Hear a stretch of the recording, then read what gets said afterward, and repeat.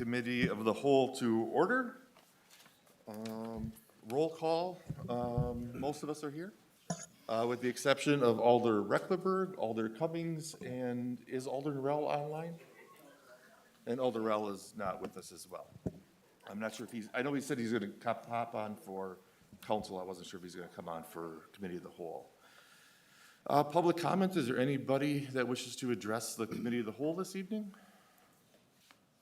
Second call for public comment.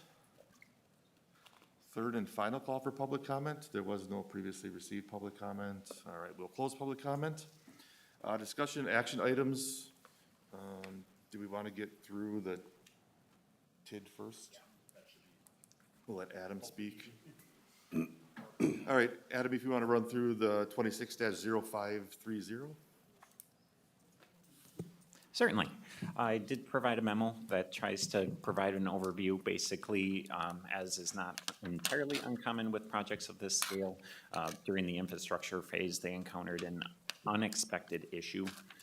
At some time, I can go into a little more detail on that, but ultimately it costs about $300,000 more than they were initially expecting for the infrastructure costs.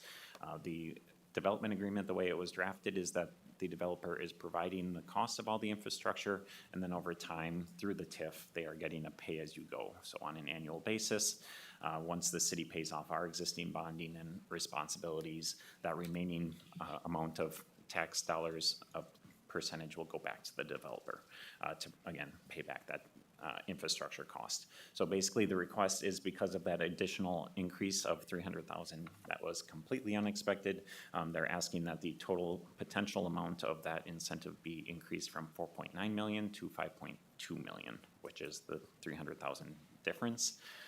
And again, the way the incentive is set up, it means that the city pays itself first, and then remaining increment goes to them. So there is no impact necessarily to the city cash flow and our ability to pay back the bonding that exists on this particular project.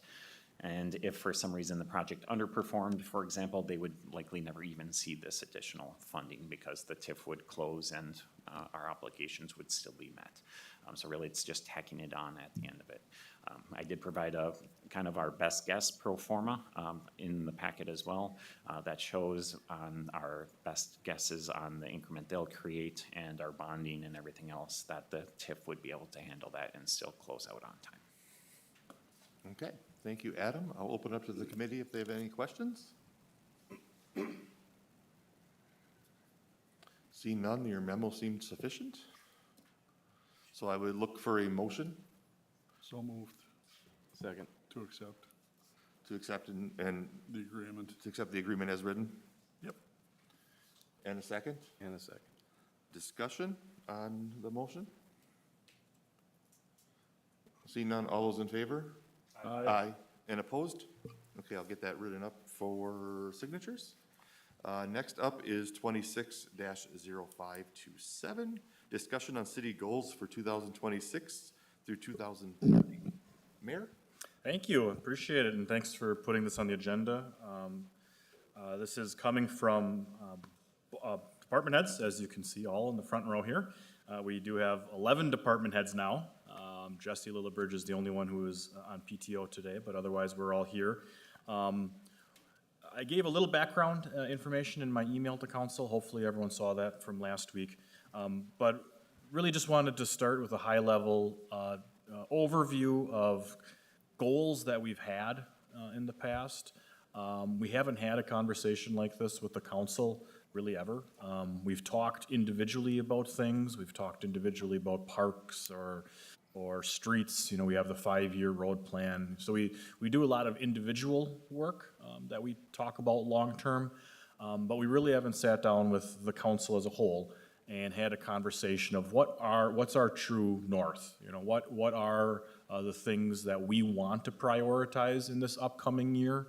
A lot of it is always the same. Obviously, public safety, roads, parks, right? Things always rise to the top priority. And when you get a call from a constituent for something, obviously that becomes a top priority, right? But what we want to do as we call ourselves MLC, Mayor's Leadership Committee. You might hear that acronym often. We're the MLC. We meet once a week as a group. This really started because Adam, when he first got hired, he saw the 2022 plan that I sent you in an email. And for someone like him, who's obviously the community development director, it was a kind of guiding force of what was our goals, what was our vision for him in his role. He came to me now and said, look, now what are we doing? Are we just running around trying to chase our tail? Are we just doing things individually and we're good at, is that good enough for us? Or should we sit down as the staff that you, council, has hired, the experts on all the subjects in the city, and really come up with what is our true north for us as staff, and make sure that the council agrees, is on board. So really, we want to talk high level. We know the 5-year road plan, we know which specific roads we want to get done. But I want to go back just to go through real quickly what were our goals as a city, because some of them might still be the same, some of them we've accomplished, some of them might not matter at all anymore. And there's new things that we know have come from over the years. Housing, housing has become a big issue for the city, which isn't even talked about in here. Tourism, it really isn't even talked about in these last goals, even though we blew tourism up and have something completely new today from when this was set. So what we're gonna do is, I'm just gonna go through very quickly on this. We're gonna have department heads come up and just share real briefly where their priorities are for their department, what they see as the above and beyond types of things over the next, throughout the decade here that will be affecting their department. And as a whole, we want to do this individually to share what each department's vision is for their department. But as a whole, when we sit down and talk, we really want to make sure the emphasis is on not an individual department, but the city as a whole, what's best for the city. And that's where I think we have a really good group of department heads that really see not just the silo of the department that they oversee, but what is truly best for the city and what are our goals, because we all want to align on that. We want to make sure we're aligned with the elected officials. You're the boss of the city. We want to make sure that we get your stamp of approval and that we're going in the right direction. We would like to do this every year after the council is seated, the new council, just to, if anything, refresh. New councils can come in and say, no, parks aren't a priority for us anymore. We want to put way more money into sewers. I don't know what else, right? So we want to make sure we have this conversation every year. But again, the goal at the end of the day, we might be doing a lot more talking than council this meeting. If we want a follow-up meeting, since this is the first time we're going through this, where council just speaks, that's awesome. We all agree that that's a great idea, or if we have time today to get through everything. So that's kind of the how we want to take this meeting. So just real quickly, what we had as goals really was economic development, infrastructure and parks, and education and culture. You look at, now this was created in 2017, so go back to 2017 where Mid-City Mall and Elks Club site, there was nothing there. Elks Club was still owned by the Elks back in those days. I think we were just talking about the senior living facility that would be going there possibly. Mid-City Mall was nowhere in sight of anything happening. We were just talking about creating a TIF district in that area. Peninsula off North 10th Street, didn't even have a name for it back then. We just bought it, called it Peninsula off North 10th Street. Baymont Hotel lot, talked about that site because the city owns the property. We've been talking about it forever, of seeing if there ever could be anything more to that. Some of these we've seen true successes. Some of them, like the coal pile on Quay Street, is still sitting there. Fortunately, it's not a huge coal pile anymore, and MPU isn't using coal anymore, but is that still an area of the city that we want to see more than just a former coal pile? Industrial park, this is before We were even having conversations of we're running out of land. We were just talking about properties around the industrial park. We were just starting the conversation of future growth and expansion because we were starting to see potential industrial park being filled. Infrastructure and parks, I recommended back then $22 million on roads. I think we got pretty close to hitting that over the 5 years that went through.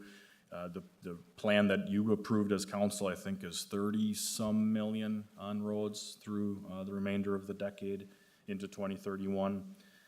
Red Arrow Park was a priority back then. That's actually when we started talking about doing something big at Red Arrow Park, finally coming to fruition. How many years later? Almost 10 years later. And then education and culture. That was back in the days when we didn't know what was gonna happen with Silver Lake College. We didn't know what was gonna happen with UW-Manitowoc. We didn't know what was gonna happen in the Manitowoc Public School District. And really, the emphasis was not on what the city can do, but how can the city support these institutions and things that are outside of the city control, but how can we make sure that what we're doing supports those institutions, and it became a priority, just to make sure that we don't forget that what we do on a daily basis affects the Manitowoc Public School District, and it affects education, it affects tourism in a little ways with Broadway Star Museum being on that list. So a lot of things have changed drastically. We put a lot of emphasis on it. We created the Community Development Department back around this era as well, to put an emphasis less on being the old school planning department to get out there and work with businesses versus telling them what they can't do. We changed that philosophy mentality back in 2017, and you can see a lot has been successful throughout the years. So again, we don't want to get into necessarily specifics. We as staff feel that that's somewhat what you hire us for, is to what are the things that we can do, like parks, like which big parks should we be focusing on next, and bring it to you as that's the big thing we want to and we can achieve next, versus let's just talk about all 36 parks and rank them. We feel that that's kind of at the staff level of what can we do and what should we do, bring it to you to make sure that we're on the same page. Again, high level. So now we're gonna jump into just individual departments. Again, it's individual, but at the end, we wanna bring it all together as a whole and talk together as a team. Since Adam, this was your idea, and also you're fortunate enough to be the first letter in the alphabet because we're going in alphabetical order, Adam will go for us. So also, since I know, why don't you just reel everyone, I know we all kind of know you all, we all know you, but just say how long you've been with the city as well, and just so we get an understanding of the tenure as well that we have here. Thanks. All right, well, thank you. And I would point out that Adam is also the original name, so it's appropriate that I go first. Wow. So on that note, Adam Tagan, Community Development. I've been with the city now about 6.5 years, coming up on 7 pretty quickly. As the mayor noted, when I started, there was, it was at least I had something to refer to, so that I have hopefully been spending the correct amount of time and effort on things that the council feels is important. But as we kind of wrap up some of these major legacy projects, that really is what got me annoying the mayor, to be quite honest, about, okay, so what's next? Where do we want to go? I did provide it's just a quick memo. It wasn't necessarily intended for this group, but my department sat down earlier in the year and said, all right, where are we headed for 26, 27? So in there, you'll see that from that conversation, we see kind of 3 major things that are above and beyond that we really want to try and concentrate on. Again, assuming we have the council support and the mayor's support on that. The first of which is really trying to grow the city towards the 43 corridor and along the 43 corridor. There's a lot of opportunity there that ties into the industrial park growth that the mayor mentioned, that ties into housing, which has been been a big discussion. Could tie into things like the school district or other aspects as well. But really, we see if Manitowoc wants to maintain and grow, we see that corridor as a key point. But again, that's our department. That's why we're checking in with you. The second thing, housing overall is a concern, but realistically, we see that senior housing is becoming more and more of a concern. So we are trying to put more emphasis on senior housing. That's twofold. Number one, we know we have an aging population, so there is that need. We know we need quality senior housing. Some of the senior housing may be older and is only affordable because it's not the greatest. But also, we want to create some more churn within the housing market as well. So for example, if you build a new 100-unit senior housing, maybe some of those people come from outside, but a lot are likely going to be people who are downsizing from their existing homes, moving into that facility, which is creating housing opportunities for others in those existing homes. And then the third one that we're really beginning to try to look at a little bit more, knowing that we'll have to work very closely with other departments on, is blight removal. We've obviously done things like River Point, Mural, those big projects where we have identified those problems, but there's also the ability to work on a little bit smaller level within neighborhoods. So whether that's working with code enforcement, for example, on enforcement, quite honestly, or whether it's investments, making sure that as a new street gets redone, that can help in things like that. So that's my attempt to be short and brief on what I see our department.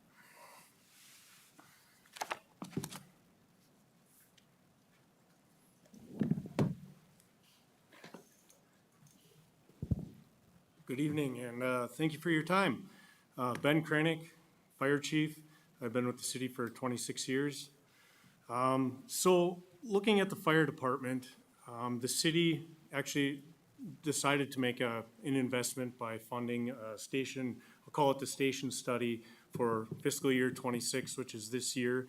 We're currently working through that process and starting to work on finalizing some documents, things like that. And essentially what that is being with the department for 26 years, certainly been through some good and some rough times around here and seen the department kind of go up and down. So what this study, why this is important is it's looking at history as well as future through data and analyzing all those things. And it's kind of analyzing our current stations, station configuration, station, kind of the state they're currently in, as well as looking at staffing and how to take all of that stuff and put it together to come up with a strategic plan for offering fire protection and ambulance or EMS service to the city for today as well as for the future, setting it up for 20, 30 years from now. So it's taking all that data, analyzing that, and showing that and giving us some options, and then working with the elected here on how to proceed forward with that, because obviously those things come with quite a bit of cost. But ultimately, my goal is to take that, and I want to provide the best protection for the city today as well as into the future, and set with, like community development just stated, if we're going with that growth mindset, how can we set it up for the future as well?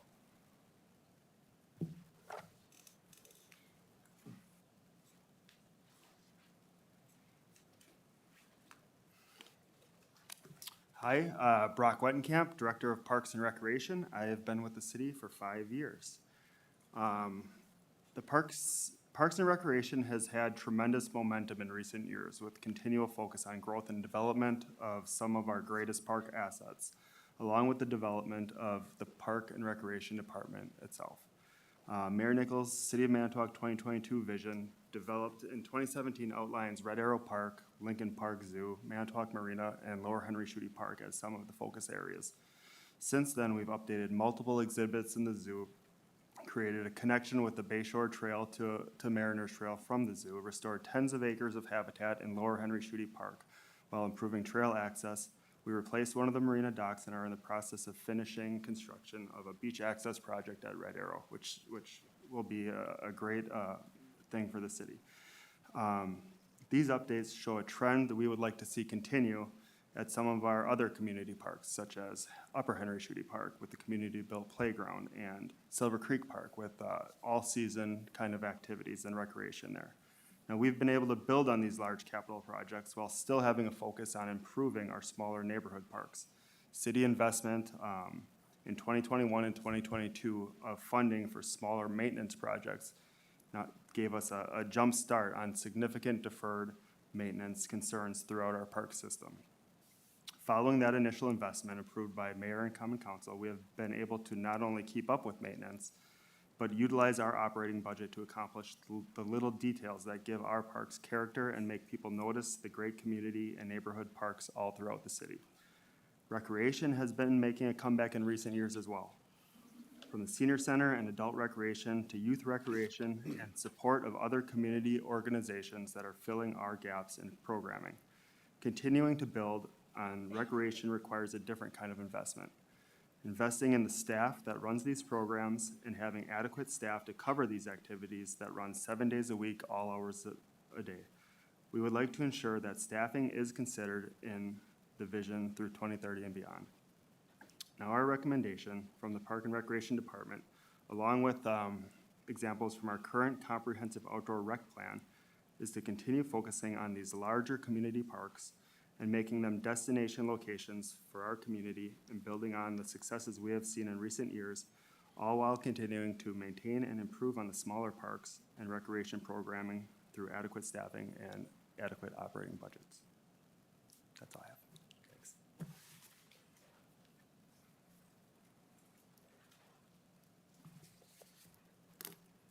This is a really low chair. Waiting for who was gonna be the one that Yeah. lift it up. So it does lift up. They're new chairs. Yeah. All right. I feel much more comfortable moving forward. Everyone else will. Courtney Hansen, Tourism Director, and I've been with the city in this role for about 4.5 years now.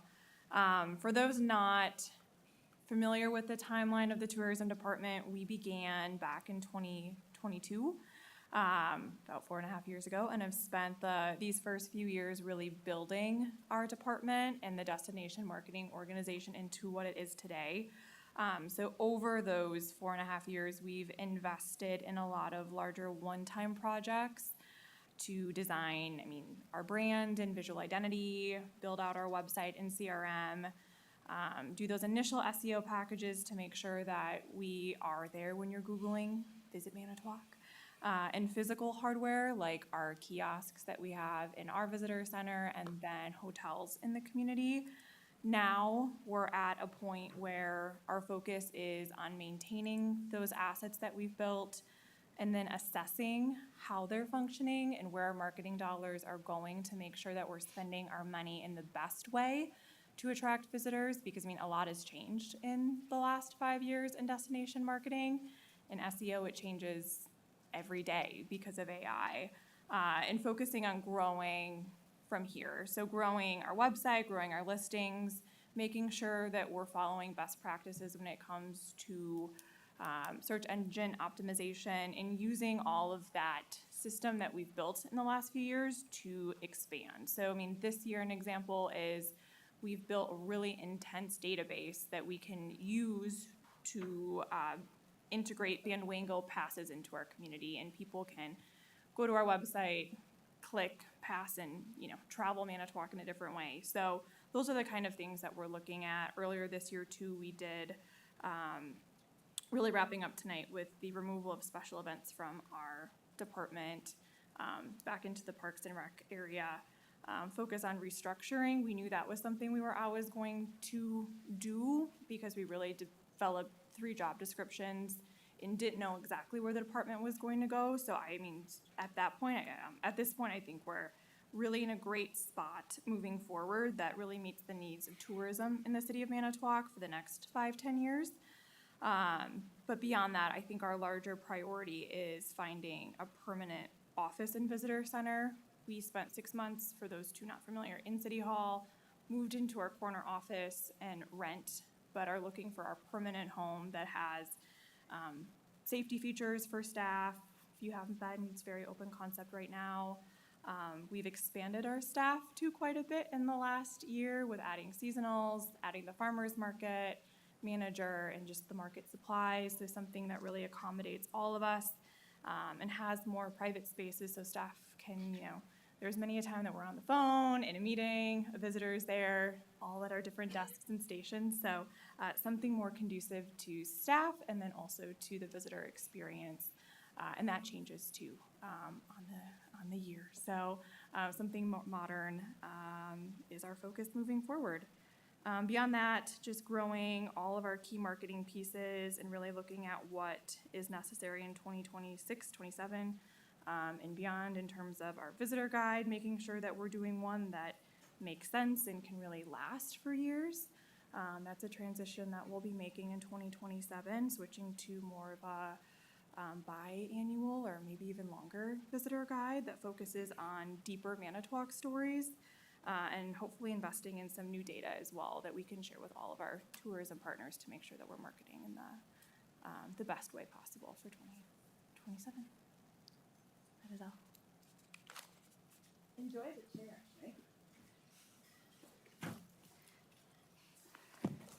I'm not bringing help up here. Ask if you could. So Dan Koski, Director of Public Infrastructure. I've been here 13 years and 2 weeks now. Yeah. So as an engineer, I believe that I am obligated to overwhelm you guys with spreadsheets and pictures and maps, and I did all that with the memo that was attached to the agenda. But knowing that we have very limited time, and to be very brief, I hope you'll indulge me. I wrote out my comments, and I'd just like to read them off as a means of kind of reining myself in from going on about this. And also just, my allergies are going haywire today, so if I sneeze or wheeze in the middle of this, please excuse me in advance. So, I'd like to make the request that the mayor and council prioritize fleet replacement and the maintenance and upgrade to city-owned buildings as well as the existing storm and sanitary sewer systems in the next and future budgets. I have included a memo to the agenda outlining this request. As mentioned in the memo, there are very large numbers included in what I am recommending. I am not, however, suggesting that this needs to be done all at once, but rather that we budget funds each year that are specifically earmarked to these areas. If these funds were to be allocated, we would devise a multi-year plan similar to the road plan you all recently adopted. I realize that allocating dollars to these areas does not generate public excitement, and I realize that it makes it harder to fund these things rather than projects that are highly visible and that have a lot of public support. However, they are desperately needed. We do have infrastructure in the city that is over 100 years old. Just for a little matter of perspective, they're desperately needed, and the consequences of continually kicking the can down the road can be dire. From negative PR at best to dangerous situations to life and property at worst, and everything in between. We can't let it go too far before there is no coming back. Sort of like what happened with our passenger vehicle fleet about 10 years ago. The big difference here is that there's no easy fix for this infrastructure as there was then with the enterprise fleet leasing program. Much like the action the council took a few years ago to allocate funding each year to reconstruct the alleys and parking lots, since they will never score high enough in COG rankings to get funded, we should be adding resources annually to do this work, as they will almost surely never make the list of projects to be funded. So in my opinion, we have an opportunity to act now in order to prevent potentially catastrophic events in the future. My hope is that you will see this as a challenge to be met rather than a problem to defer to future councils. Thank you. I just wanted to save some time with the walking back and forth. Also, it's nice to have a wingman, right? Thank you, Greg. I'll be yours. I appreciate that very much. My name is Eric Nitsch. I am the city attorney. I have been with the city since Halloween night, well, Halloween day of 2022. I was promoted to be the city attorney from interim city attorney on October 16th, 2023 at 7:37 p.m. I love working for the citizens of Manitowoc. I love working with my colleagues, and I love working with you all. So I'd like to start by just saying it's a small department that I have. I'm not going to come out here and say, I hope we sue. Let's prioritize suing people the next 5 years. I just want to thank the mayor for always meeting. Thank you. I want to thank the mayor for always responding well to our technology needs in my department. It is very, very crucial that we don't nickel and dime technology. It costs a lot more for a slow attorney waiting for his computer to load, so thank you for that. And thank you for always funding his budget in that vein. Secondly, I just would like to touch on Dan's comments. From my office's perspective, I'm terrified of some of the things that could happen with what could become or might already be crumbling infrastructure. I think you talk to any citizen in this city, they could give you an opinion on the school district's lack of attention to keeping up with the things that aren't glitzy and glamorous. I don't want that to happen to the city and the city's infrastructure at all. And, you know, to the 100-year-old pipes that are flowing into the waste treatment plant, the one singular one. It's south of the river. I live north of the river. But when that thing fails, I'm not coming downtown to work because I don't want to be walking around in raw sewage. And for the lawsuits and claims that will come and the fines that would come if that thing fails, again, it's almost 100 years old and nobody knows how long it's going to last because when they put it in, it was brand new technology. Just 60-inch clay pipe. We got a lot of that. We got a lot of that around the city, and I do worry about that. So I can't emphasize enough how much I'm on board with what Dan just said. Lastly, my colleague Jessica Lillibridge, Human Resources Director, who's been here for 12-ish years. City should come to you then for 15 before that, yeah. Jesse's been here a while. She asked me to speak on her behalf. She gave me some notes. So this is coming from her, even though it may sound like it's coming from me. Jesse would like the focus of the council to shift from what we normally do around budget time, which is focus on what are the things, what are the projects, what is the park, what is the fire truck, what is the road. She would like to invert that and say focus on personnel, please. You know, she pointed out a bunch of numbers, gave me a bunch of spreadsheets. The mayor would be very proud of me. I asked our friend Office 365 Copilot to take a look at the budgets, the general funds of Manitowoc, Oshkosh, Fond du Lac, and Sheboygan, and compare them. And it turns out that out of that general fund, Manitowoc spends between 5 and 10% less of its general budget than compared to those other cities that have similar departments and makeups and those sorts of things. And that's a result of perhaps, in her opinion, looking at personnel last. Okay, we have these things, what's left over for employees at the end of the budget? Oh, this is all that's left, that's what we're going to do. It's resulted in some really strange things. She showed me that there are quite a number of quite a number of hourly and a few salaried employees who are 2 to 3 years into their career and they're still at the hiring rate. Which means we've had employees that were hired in the last couple of months that are making the same amount of money as an employee who's doing the same job that's been here for 3 years. And there's something that just doesn't sit well with me with that. She wanted to stress that the intangible benefits that the council has supported over the years have been nothing short of outstanding. That's been wonderful, but maybe more emphasis on the tangible ones. The 5-year rate is designed to get people up if they're lagging behind, but if you're still at the higher rate 4 years in, you might not make it to that 5th year because, well, I'm trying, and I'm just not, I need to go over here to this other place, okay? And then the secondary problem with that is, boy, we have a staggering number of employees that are at our midpoint. They get to that 5-year rate, and now they're 10 years in, they're 12 years in, they're 15 years in, they're still at that midpoint. Again, that just seems a little strange to me that there seems to be no way up. The systems that are in place for the Oshkoshes and Fond du Lacs and those other cities, and really most municipalities, is they provide a COLA every year for their employees, take into consideration the cost of living, right? And they adjust for that so that your purchasing power is the same year over year. And then there's a STEP program. And we do that here at MPU. The city owns MPU, that's what they do. But we don't do that at the city. And again, she stresses that maybe we should consider something like that. The biggest concern she gets from employees with regards to any of this is, I don't know what I'm going to make next year. I don't know what's going to be there. There's no policy, no firm policy there. I don't know when to buy my next vehicle and such and such. Okay?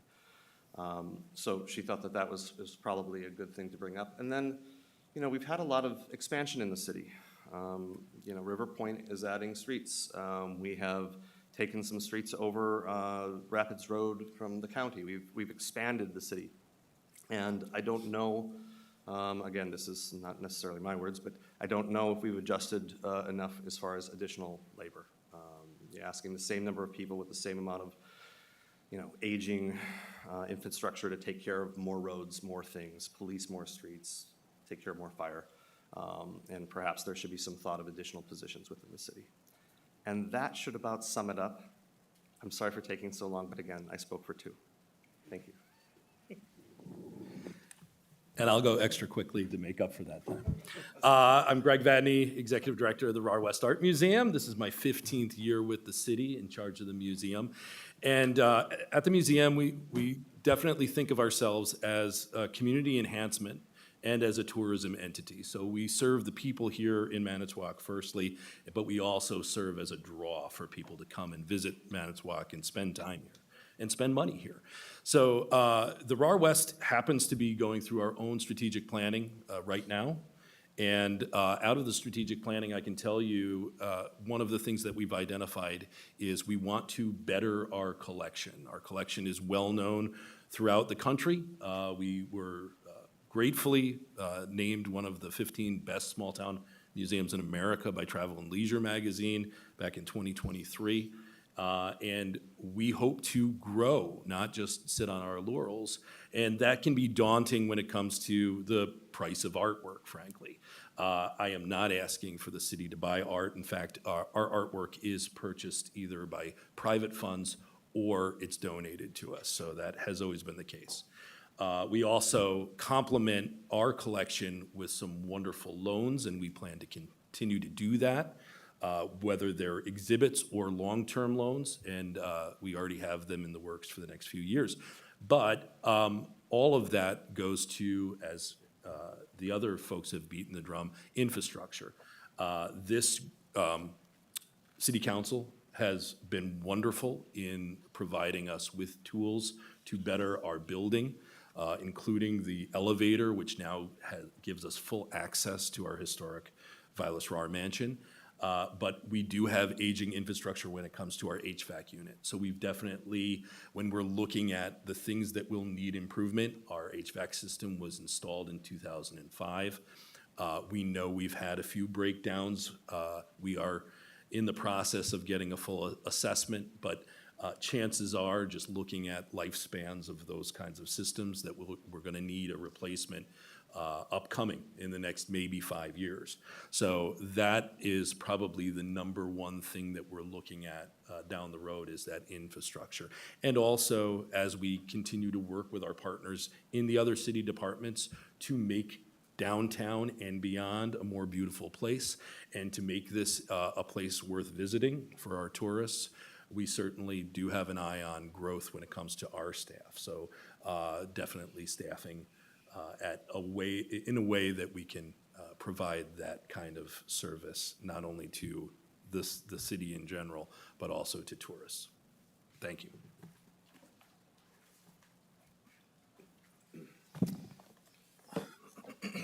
Good evening, John Musial, Manitowoc PD. Been chief for 5 months now. I've been with the police department for going on 17 years. So since I was hired at the police department, we have been slowly maybe taking over the fire department. We took over their command staff area, which helped us exponentially, which is now currently our detective bureau. I wouldn't know how we would operate without it. It just seems like it would be extremely difficult. So I'm very thankful for that portion of the building. This would be kind of a piggyback off of Assistant Chief Kranick's thoughts and visions with the fire department. I guess depending on how the station study would go, if that would conclude that another station would be needed, that again would probably benefit the police department as well. We're pretty at max capacity right now. One of the biggest issues we have is evidence. Our evidence area. Chain of custody is a huge issue with evidence. Currently, we have 4 separate areas that we're housing this evidence. which is not ideal, but we make it work. And a lot of that is just because of long-term storage and retention for years and decades. So a lot of the stuff that we have is extremely old. We just can't get rid of it. So it would be ideal to get it all in one area. Our main garage capacity, we've exceeded that. We only can fit about half of our vehicles in the garage. And I know it's a point where you can say, well, you don't need to keep all your vehicles in the garage. There's operational needs that I guess I really would prefer not to discuss here, that would be better to have vehicles inside of the garage for operations reasons. And then lastly, it would be nice to keep our training all at one location. We're fortunate to have the basement at City Hall here that we use for we call it DAT, Defensive and Arrest Tactics, or fighting scenarios we run. Not really the size that we need, but we make it work. We find other buildings throughout the city. But again, if it would in fact go that route, that the fire department would be in need of another station or consolidation, that would significantly benefit the police department as well. The other thing, it's probably not as big of ask, would be an additional detective position with the police department. I know it's been on the city's radar for quite a while now, and I know everything costs money. We have placed, at least in my time here, placed a high focus on human trafficking and drug interdiction within the city of Manitowoc. What that does, though, is it runs our detective bureau thin on their general crimes caseload or investigating those cases. So we're trying to find a balance here that we can maintain. So having a additional detective would be an extremely important key piece of making sure our proactive interdiction in trafficking and drug enforcement continues as it is, as well as maintaining operational caseloads. Yeah, that's what I'll have for you. Thank you.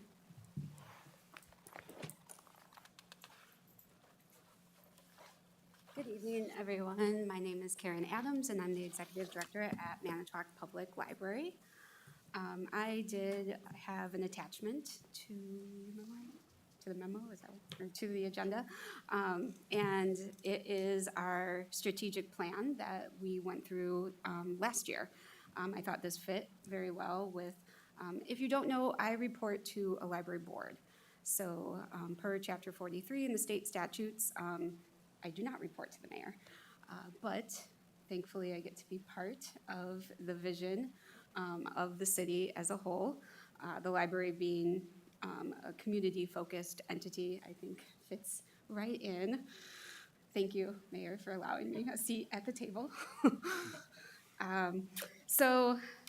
I wanted to share the strategic plan because I think that it goes right along with, the focuses of the city as well.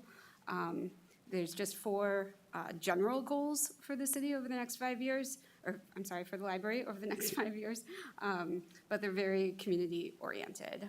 Outreach into the community, expanding what the library does into the community, strategic collaborations with community-based organizations or local entities, improving or changing our community spaces, our meeting rooms and study rooms to better fit what the community needs, making them more functional and welcoming for everybody, and putting support and resources into our programming, the collections, and then of course the staff, just like Jesse also mentioned, and via Eric, supporting our staff as city employees as well. In that way, I think would help the staff keep the library running. So they really are the heart of what we do every day to serve the public, the community members that live here, residents, as well as visitors that come into town.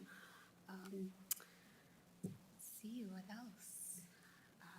I think that what I see and the library board sees as the vision for the library fits right along with what the city would also like to see, and I'm committed to working collaboratively with the city in those ways to make it better for the whole community.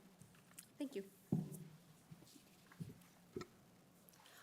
Good evening, everyone. I'm Mackenzie Reed, City Clerk for the City of Manitowoc. I've been with the city, this August will be 9 years. One thing that we focus a lot on in our department is providing exceptional customer service and trying to meet folks where they're at. So finding ways to provide the services that our office does online. So in the future, continuing to expand those options by expanding the licensing that folks would be able to do from home rather than having to come in and things like that.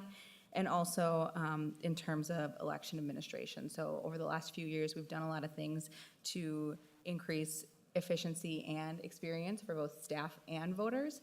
And I'm very grateful for the technology that we have to do that. But in the next 5 to 10 years, we will be looking at having to replace a lot of that as it's coming to be end of life. So our Badger books we purchased in 2019. I would say probably within the next 5 years, we'll be looking at having to replace those. Our tabulators we purchased in 2018, end of 2017, 2018. Probably 10, if we're fortunate, another 10 years out of those yet before we have to replace them, but just keeping that in mind that we will have some rather large replacements to keep those efficiencies running for that. So that's all I have. Thank you. Good evening. Sean Alfred, Finance Director, Treasurer. Collectively been here since November of 2020. I am the last person to speak and definitely not saving the best for last, speaking on there. So goals, things for the finance department and everything like that. Well, our main goal is to figure out how to support every one of the people behind me and Ms. Reed's goals and aspirations for the city and the services, as well as the electeds and the mayor. It's not so much of finding the way to say no, but finding the way to achieve it in a compliant, reasonably fiscally responsible manner. So a little unorthodox maybe sometimes for someone's general stereotype of a finance director is always saying no, but it's more so how can we, while being within our legal expenditure limits, debt borrowing limits, and more importantly, the fiduciary responsibility to our taxpayers that it's spent well. So other than that, that's about my wrap up. Thanks for your time. So we went through all the department heads. Sean originally said he was just gonna go say, we can't afford any of this and just walk away. I think collectively, we're at about $100 million that we put in front of your face tonight. But no, thank you all, because one of the things, again, we just wanted to share high level what each department, but also one thing that we did want to hit on that we talked quite a while about, what are things that we as staff think should be goals or put priorities on. And one of the big things that boiled up was the maintenance. I think going through the last few years, as was mentioned with seeing what the Manitowoc Public School District is going through right now, we don't want to do that. And again, I'm elected just like you. We like to have the flashy things to show the citizens, but that snowplow is very flashy. We need it when it snows. The infrastructure underneath the roads, absolutely needed. Not flashy, but there are areas where I think we as staff also want to make sure the council focuses on in the next few years or prioritizes. I mentioned it, I'm going to turn it over now and turn it back so we can ask questions or comments or whatever, or share what you think we should move forward. But as I mentioned in the email and a little bit at the beginning, what's our true north? Do we want to have a mindset of growth? Do we want to grow the community, knowing that with that, it costs something? Do we just want to maintain status quo? Are we happy with that? Do we just want to do everything we can to maintain status quo? We can do that. We need to know from you what that is. What is our true north? Is it growth? Is it status quo? Is it going the other way? Is it cutting back in certain areas? You've seen, you heard, what our ideas are, what our needs will be over the next few years. We want to hear from you. Make sure we're not off base and what staff is prioritizing and doing with their time. So, thank you, Mr. Council President. All right, thank you, Mayor. I will open it up to the council for discussion. Alder Schley. Thank you, Mr. President. Gee, I've only got about a page of notes here. Let's start at the top. As far as Chief Kranig, I remember over the years there have been some staffing challenges with the fire department. Are we still facing those same challenges?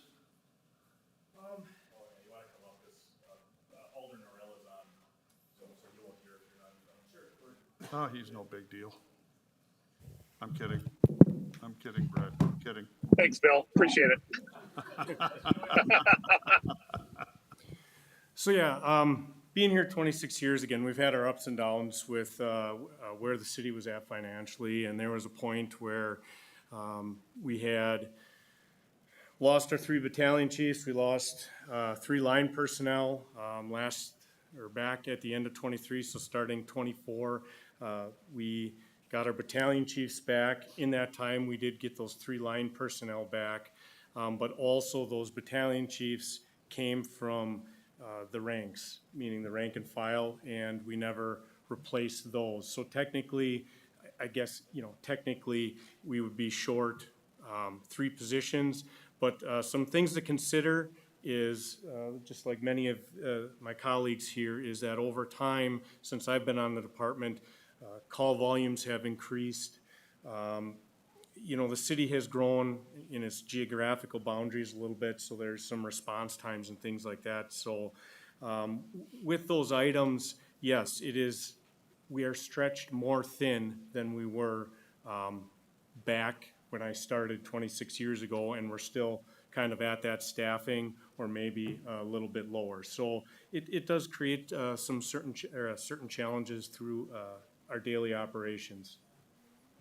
Okay, the reason I asked that question is I spent the last 5 years before I retired working with companies all over the city on recruiting campaigns, and I'd be willing to volunteer to help with that if, we wanted to do that. Also, I was gonna suggest our Visit Manitowoc people have some really great resources that you could probably use in a recruiting campaign as well, so. Actually, our recruiting is done quite well. It's just, I must have misunderstood. I thought you were talking positions within our department. Our recruiting, actually, we've changed some of our requirements, and recruiting has gone up substantially, and we've, as a department, made some efforts, outreach with the tech schools and the public schools and things like that. And this last time around, which would have been our spring recruit class, we had our applicants increased by 100%. So, Fantastic. yeah, our recruiting is, actually, we're doing quite well on that. Super. All right, thank you Any very other much. questions? No, not for you. Sounds good. Parks and Rec.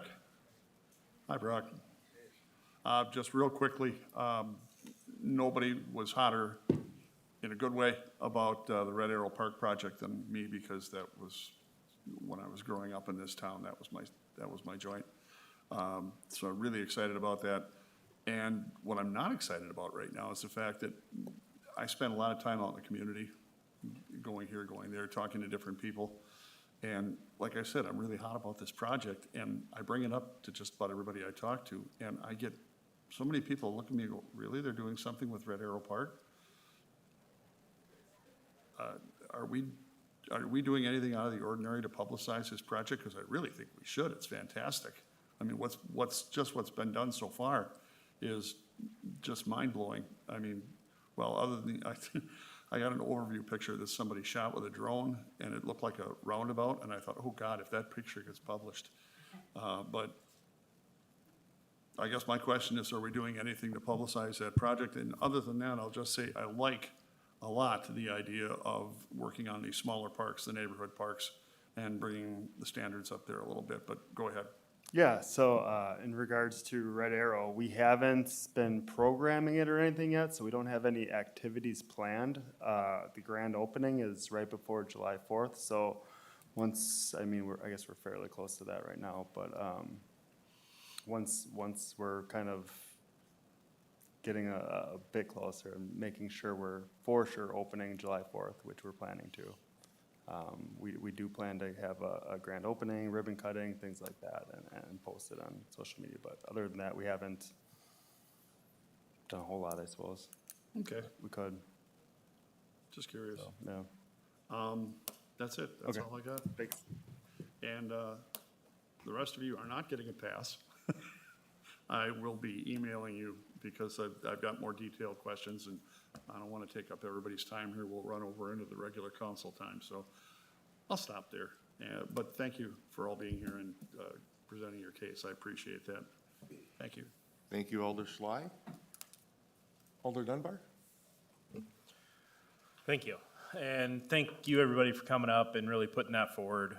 It's always good to hear on this side exactly what we're looking for. A lot of times, I know for me, we get stuff very much kind of in a vacuum. Hey, we want this, we need this, and it's hard to see, well, okay, why do you need this? So being able to kind of string these ideas together of, oh, they need a new truck because this, it's not that, hey, a truck blew up, it got old, it's, a 20-year-old vehicle. So it's really good to have this overall view. I don't really have anything for anybody individual, but I've heard multiple people say something along the lines of make it work or some variation of it. And I'm sure that's something that is relatively common as, brought up. We have very old infrastructure. We have a lot of stuff, air conditioning, vehicles that maybe rattle a little too much. And I think as we look at, again, as the mayor said, growth for sustainability, that's something I think now is the time to really figure that out. If you look at any projected population growth, any of that of this area of the state, we're gonna be either flat or maybe even dipping down. It's kind of the projection for this area. So for me, updating what we have and not so much looking to push for more. This is the time to do it. And I know this is always short term. Right now, they say we're going to drop in 2 years. They could say, nope, Wisconsin's the new hotspot and it's going to be a 30% population growth. But right now, I think it's 2.8, 2.9% of population we're supposed to be losing over the next 10 years. And I think with that data, now is the time to get rid of the let's make it works. Now is the time to get those, and whether or not it's a plan, a new vehicle plan, a new building plan, a new air conditioner plan, getting something like that going, kind of as we are now with this 5-year plan, is the perfect time to do that in maybe a more in-depth level. And that's really what I got. So thank you. Okay, thank you, Alder Dunbar. Anybody else have any comments? Eric, may I make a comment? Oh, yes, Alder Norrell. Yeah, thank you. So, Mr. Mayor, you asked the question about are we in a growth mode or are we in a status quo mode? And I would say, if we think status quo, we think stagnant. So, I think we always need to be in a growth mode. We need to be thinking about how do we enhance the services to our residents? How do we improve the infrastructure? And I'm looking forward to working with city leadership and the council on how to meet that. And I think Mr. Alfred said it right, which is just how do we do it fiscally? How do we do this all? There's a lot there. I think you said $100 million thrown out in front of you, and I'm just looking forward to the ability of this group to work together and meet the needs of the city and the residents. So thank you very much for everybody's presentations today. They're very informative.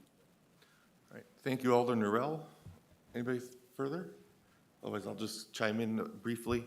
I think the definitions of how we define things are going to be important going forward. So when we talk about growth, that's a very broad term. If we talk about population growth, that's one thing.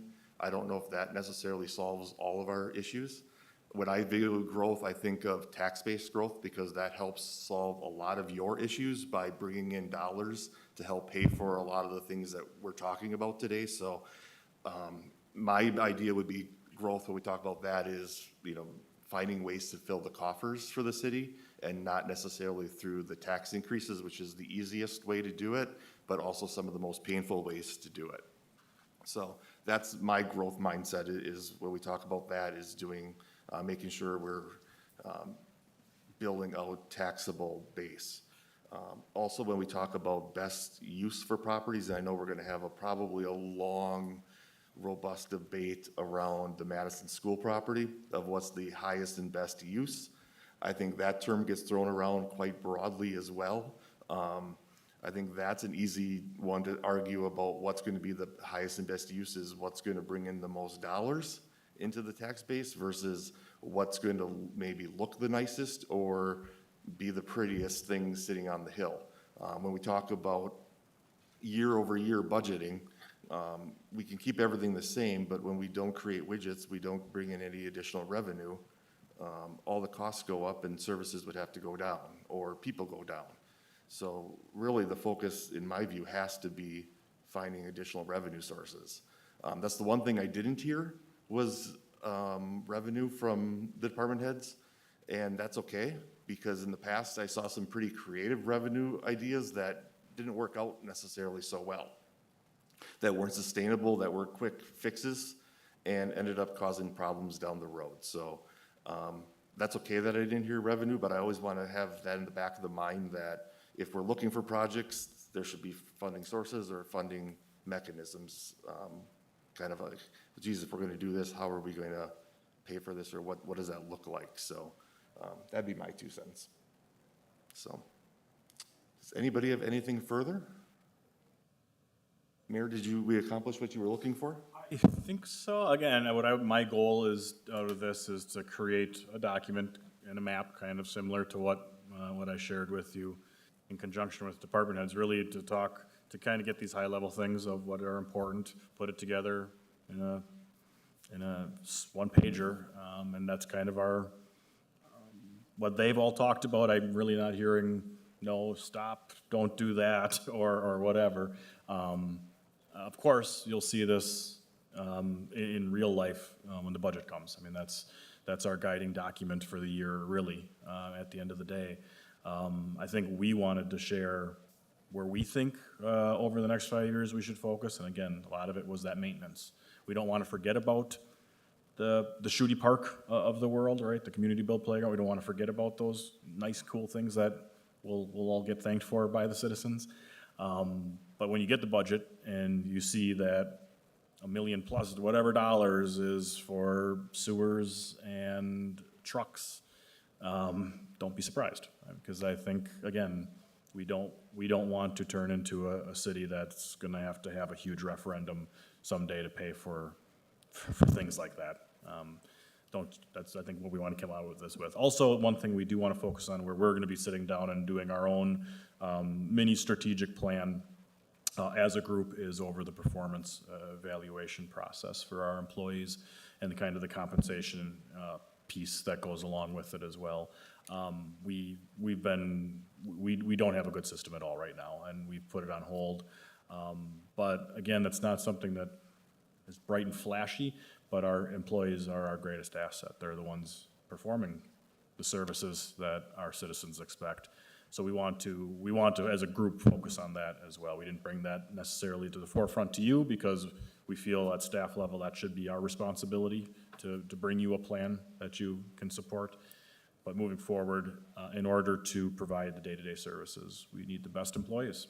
And part of that is the compensation and performance review plan. So I didn't hear a lot of crazy. So what I want to do is go back with the group, talk about how we can create that one-pager, bring it back to you, just so you see it, so we're all on the same page. And again, that document want to bring back next year, go over it again, just review it quickly. If there's anything major that's changing or coming up, we can do that then. But I appreciate your time. I don't know if departments have any last final words. Sean? Good. All right. No, thank you, truly, thank you for your time. You said you didn't hear a lot of crazy. Did you want to identify what was crazy? Yeah, no, not kidding. All right, if there's anything else, if there's nothing further, I'd look for a motion to adjourn. So moved. All right, we are adjourned. Thank you.